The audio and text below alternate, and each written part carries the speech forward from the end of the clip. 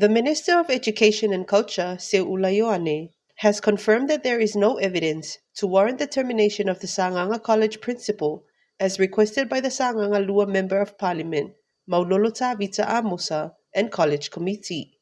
Seula told Talamua that the committee asked him through a letter to terminate the services of the college principal.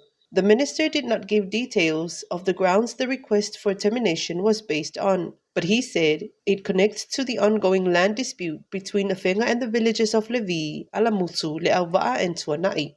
The students from these villages are catered by the Sagaga College, now located inland of Afenga village. An investigation was conducted on the principal, and the result was there was no evidence to support the request or warrant the termination of the college principal, Seula explained. He said that was the end of the matter as far as he knows. However, the minister is unaware of the latest development of an alleged ban of Levi and Tuanai children from attending the college.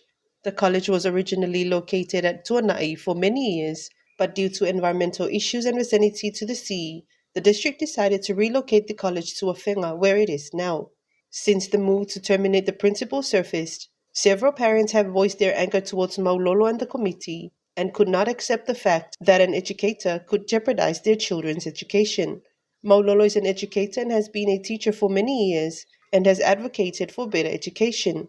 Speaking to Talamua, Maulolo denied the allegations. He said the policy has been there for some time and was to reduce the number of children from other villages registered in the college because of limited space. As chairman of the school committee then, he stopped the implementation of the policy and urged the committee to open the opportunity to district children to be educated there.